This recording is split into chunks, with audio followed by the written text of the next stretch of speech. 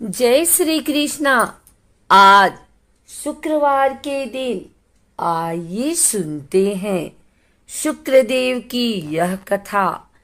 पुराणों के अनुसार ब्रह्मा जी के मानस पुत्र भृगु ऋषि का विवाह प्रजापति दक्ष की कन्या ख्याति से हुआ, जिससे धाता विधाता दो पुत्र व श्री नाम की कन्या का जन्म हुआ। भागवत पुराण के अनुसार भृगु ऋषि के कबि नाम के पुत्र भी हुए, जो कालांतर में शुक्राचार्य नाम से प्रसिद्ध हुए। महर्षि अंगिरा के पुत्र जीव यानी गुरु तथा महर्षि भृगु के पुत्र कबि यानी शुक्र समकालीन थे। यज्ञोपवीत संस्कार के बाद दोनों ऋषियों की सहमति से अंगिरा ने दोनों बालकों की शिक्षा का दायित्व लिया। कभी महर्षि अंगिरा के पास ही रहकर अंगिरा नंदन जीव के साथ ही विद्याध्ययन करने लगा। आरंभ में तो सब सामान्य रहा, पर बाद में अंगिरा अपने पुत्र जीव की रक्षा की ओर विशेष ध्यान देने लगे। वह कबि की उपेक्षा करने लगे। कबि ने उस भेदभावपूर्ण व्यवहार को जानकर अंगिरा से अध्ययन के बीच में ही छोड़कर जाने की अनुमति ले ली और गौतम ऋषि के पास पहुँचे। गौतम ऋषि ने कबि की संपूर्ण कथा सुनकर उसे महादेव की शरण में जाने का उपदेश दिया। महर्षि गौतम के उपदेशानुसार कबि ने गोदावरी के तट पर शिव की कठिन आराधना की। स्तुति व आराधना से प्रसन्न होकर महादेव ने कबि को देवों को भी दुर्लभ मृत संजीवनी नामक विद्या प्रदान की तथा कहा कि जिस मृत व्यक्ति पर तुम इसका प्रयोग करोगे वह जीवित हो जाएगा। साथ ही ग्रहत्व प्रदान करते हुए भगवान शिव ने कहा कि आकाश में तुम्हारा तेज सब नक्षत्रों से अधिक होगा। तुम्हारे उदित होने पर ही विवाह आदि शुभ कार्य आरंभ किए जाएंगे। अपनी विद्या से पूजित होकर भृगुनंदन शुक्र दैत्यों के गुरु पद पर नियुक्त हुए।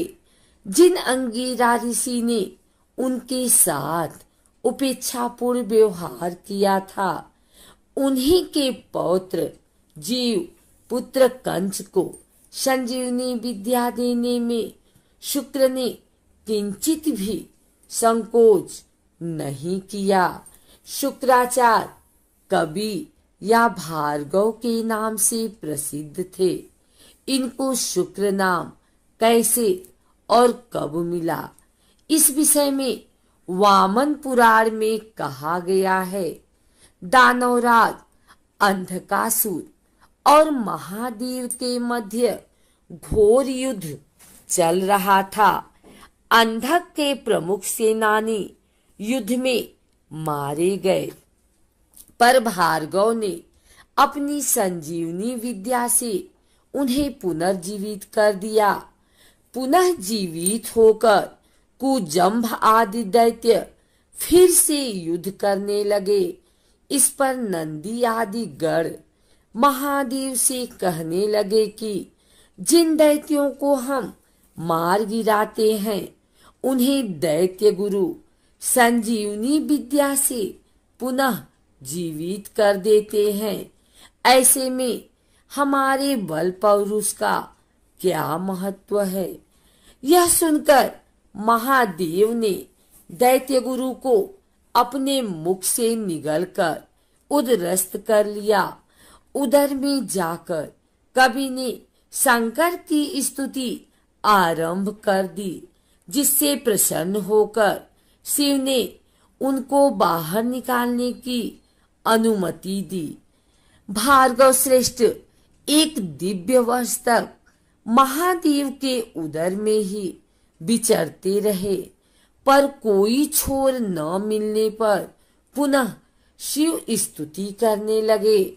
बार बार प्रार्थना करने पर भगवान शंकर ने हंसकर कहा कि मेरे उदर में होने के कारण तुम मेरे पुत्र हो गए हो, अतः मेरे शिष्य से बाहर आ जाओ। आज से समस्त चराचर जगत में तुम शुक्र के नाम से ही जाने जाओगे।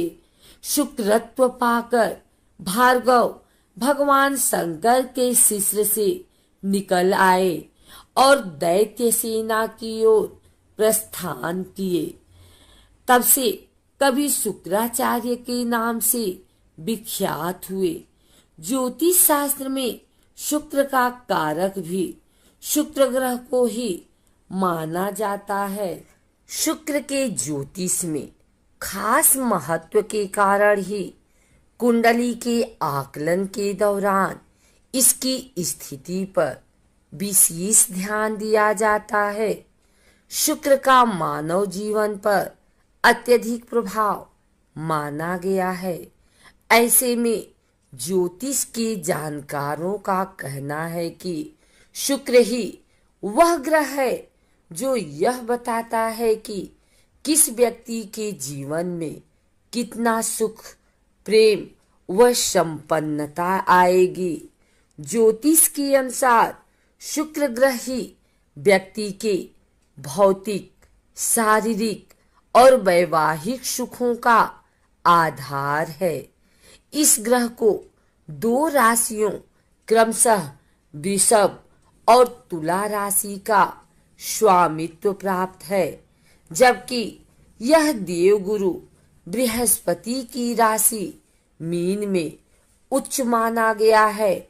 वहीं ग्रहों के राजकुमार बुध की राशि कन्या में यह नीच स्थिति में माना जाता है। बुध और शनि ग्रहों से मित्रता रखने वाले शुक्र की सूर्य और चंद्रमा से शत्रुता मानी गई है। ज्योतिष के मुताबिक शुक्र ग्रह का कुंडली के लग्न भाव में होना जातक को रूप रंग से बेहद सुंदर व आकर्षक बताता है। वहीं ऐसा जातक स्वभाव से मृदुभाषी होने के साथ ही कला में रुचि रखता हो। इसके अलावा शुक्र का कुंडली में मजबूत स्थिति में होना जातक के प्रेम व वैवाहिक जीवन को सुखमयी बनाता है। ऐसे में यह एक ओर जहां पति पत्नी के बीच प्रेम की भावना को बढ़ाता है,